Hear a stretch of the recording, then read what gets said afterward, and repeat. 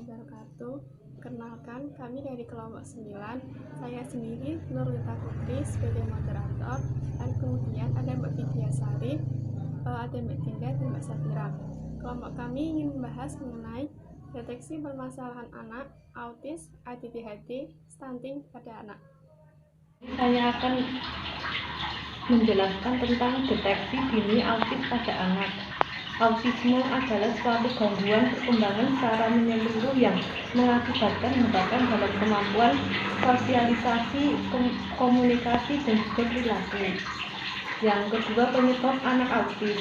Penyebab anak autis sangat kompleks. Yang telah diketahui sekarang adalah karena adanya gangguan pada fungsi susunan saraf pusat. Beberapa gejala yang diamati dan perlu diwaspadai menurut usia adalah 0-6 tahun. Satu, bayi nampak terlalu tenang. Yang kedua, terlalu sensitif atau cepat terganggu atau terusik.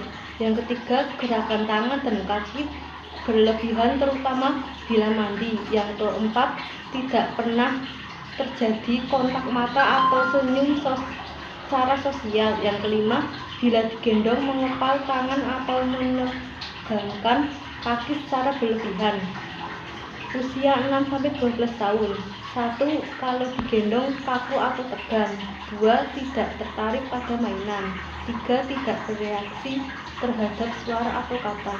Yang keempat, selalu memandang suatu benda atau tangannya sendiri. Usia 2-3 tahun. Yang satu, tidak berminat atau sosialisasi terhadap anak-anak lain. Yang kedua, tidak ada kontak mata. Yang ketiga, tidak pernah fokus. Yang keempat, kaku terhadap orang lain. Yang kelima, senang digendong dan malas menggerakkan tubuhnya. Usia 4-5 tahun. Suka berteriak-teriak. Yang kedua, suka membeo atau menirukan suara orang atau mengeluarkan suara aneh. Yang ketiga, gampang marah atau emosi apabila rutinitasnya diganggu dan kemauannya tidak dituruti. Yang keempat, agresif dan mudah menyakiti diri sendiri. Di sini saya akan membacakan materi tentang deteksi dini autis pada anak. Di sini gangguan anak autis. Yang pertama, gangguan dalam bidang interaksi sosial, gangguan dalam bidang interaksi sosial. Yang kedua, gangguan dalam bidang komunikasi, verbal non-verbal. Yang ketiga, gangguan dalam bidang perasaan atau emosi. Yang keempat, gangguan bidang dalam persepsi sensorik. Karakteristik anak autis. Yang pertama, perkembangan terlambat. Yang kedua, memiliki rasa ketertarikan pada benda yang berlebihan. Yang ketiga, menolak ketika dipeluk. Yang keempat, memiliki kelainan sensoris. Yang kelima, memiliki kecenderungan melakukan perilaku yang diulang-ulang. Perkenalkan, nama saya Vidya Sari, NIM 2418028. Di sini saya akan menjelaskan tentang deteksi dini ADHD pada anak. Nah, ADHD itu sendiri apa sih? ADHD atau Attention Deficit Hyperactive Disorder adalah gangguan fungsi perkembangan saraf dengan gejala, yaitu gejalanya apa? Yang pertama, ketidakmampuan memusatkan perhatian. Yang kedua adalah hiperaktif, dan yang ketiga adalah impulsivitas yang tidak sesuai dengan usia perkembangannya. Nah, itu ciri-ciri utama pada ADHD. Terus, penyebab ADHD itu sendiri apa sih? Yang pertama, penyebab ADHD bisa disebabkan oleh faktor genetik. Terus yang kedua, bisa disebabkan juga oleh karena adanya cedera otak di saat periode janin dan prenatalnya. Terus yang ketiga adalah faktor neurokimiawi. Dan yang keempat adalah struktur anatomi. Yang kelima adalah karena faktor psikososial. Nah, itu faktor-faktor 5 tadi yang harus diperhatikan oleh seorang ibu dalam menjaga anaknya agar tidak mengalami ADHD. Nah, untuk penanganan ADHD itu sendiri bagaimana ya? Penanganan ADHD itu ada banyak sekali. Jadi bagi orang tua mungkin yang memiliki ciri-ciri anaknya seperti halnya yang tadi saya sebutkan, bisa saja itu ADHD dan bisa saja juga itu bukan. Nah, makanya itu orang tua harus secepatnya untuk menangani dalam kasus tersebut, yaitu melalui yang pertama bisa melalui terapi okupasi. Nah, terapi okupasi ini juga dibagi menjadi beberapa terapi seperti terapi relaksasi, terapi perilaku kognitif, terapi sensori integrasi, dan juga ada banyak yang lainnya. Terus ada juga terapi Snozelen. Nah, itu ada juga terapi psikologi dan juga terapi sosial medik.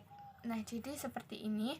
Terapi itu juga bukan untuk anaknya saja, namun orang tuanya juga akan diterapi juga, karena dari orang tua juga yang akan berpengaruh terhadap perkembangan anaknya, nanti apakah ADHD-nya bisa berkurang atau masih utuh ataupun yang lainnya. Itu juga harus diperhatikan oleh orang tua. Makanya orang tua juga harus mendapatkan terapi. Kemudian poin yang ketiga ada deteksi stunting anak. Gizi merupakan salah satu faktor penting untuk menentukan kesehatan, tumbuh kembang, dan perkembangan mental. Faktor yang mempengaruhi status gizi itu ada dua. Faktor secara langsung itu berupa asupan makanan dan penyakit infeksi. Asupan gizi jika tidak seimbang itu tidak akan memenuhi jumlah dan komposisi zat gizi yang diperlukan oleh dalam tubuh anak. Kemudian faktor yang kedua itu faktor secara tidak langsung, yaitu yang mempengaruhi faktor ekonomi, keluarga, produktivitas, dan pengetahuan mengenai gizi anak. Pada masa balita itu merupakan masa yang masih rentan terhadap kekurangan gizi atau disebut dengan stunting. Yaitu stunting merupakan di mana kondisi tubuh anak itu